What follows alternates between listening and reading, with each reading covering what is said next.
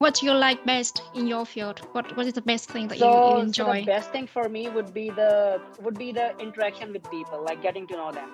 Being an engineer, it's mostly about equipment and machines, right? But when you move to supply chain, the interaction transfers towards the people side of it. So health and safety is a field where you interact with them, you make decisions, you work in a way that impacts their life for good.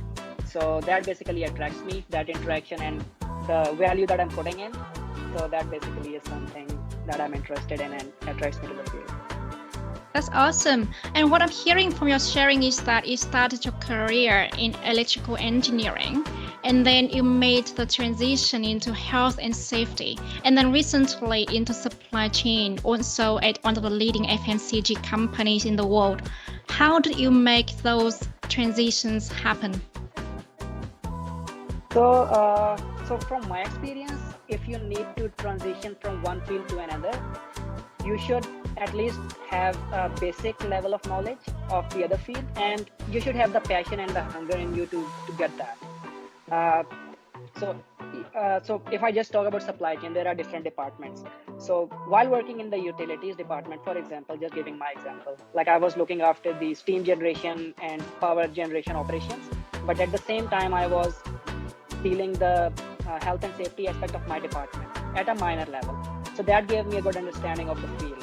So when the interest increased in that space, I opted to join it permanently or to move to that field. So having the baseline experience really helped me, and what I think gave me the second edge was the passion that I showed to the team and the willingness or the hunger to change or adapt and learn more. That's what gave me the edge, I would say, and that's how I transitioned. So that's what I'll recommend to the people over here as well. Have the basic knowledge, and then the willingness and the energy that you have to convert to a different field definitely helps you in that space.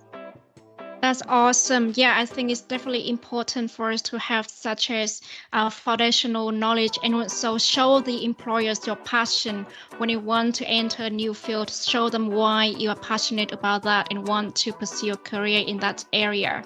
And now let's go back in time, right? Let's go back to when you first moved to Canada. Tell us more about your journey of landing your first job here in Canada. How did you make that happen? So, so I'll give the full story. So, I applied to Canada as a through express entry to get PR, and I got PR when I was in Pakistan. So what I did for my case is that I came to Canada in 2019, just to visit for a few weeks to get a feel of the industry over here, of the jobs over here, how the culture is, how the environment is, to get a basic level understanding. I came here, spent a few weeks over here to get to know. I applied for a few jobs, joined few newcomer. There are different services that are offered by the Canadian government. So I joined a few of them, went to a few seminars to understand the speakers, not just related to my field, but to other fields as well to get an understanding of it. Then I went back to my country. I had not resigned from my job over there. So I kept working over there, but at the same time, I was actively looking online what type of job opportunities are there and what other people are going for. Like I had a few friends who were immigrating with me as well, so I was in touch with them. So that was happening, and then in 2020, I was ready to move, and I was actively looking for positions. At the same time, I saw a job opening in Unilever over here. It's the same organization but different countries. So I applied for that online, the regular application process, and went to the interview phase of it. So the interview got cleared and they offered me a position, and I was able to get that job. So the background work that I did during that 1 year period of understanding it all really helped me. And one of the benefits that I got was that I was working in the same organization. So I had the understanding of the structure and how it works. So that gave me an advantage as well. So that's how I did it. And yeah, there are different channels that you guys can take, but I opted the channel of doing a soft landing, going back and then coming back again permanently. Yeah. Yeah, that's awesome. So what I'm hearing is that do a lot of research and also try to test the water, see what's out there, and a lot of preparation. And also what I'm hearing from you is to connect with your friends, with the connections here, to learn from their own experience and prepare yourself. So what role do networking and professional relationships play in your career development, especially as a newcomer to Canada? So yeah, networking is really something that is very, I would say, very important in Canada. And if you like, you have to get to know people in your industry and different industry.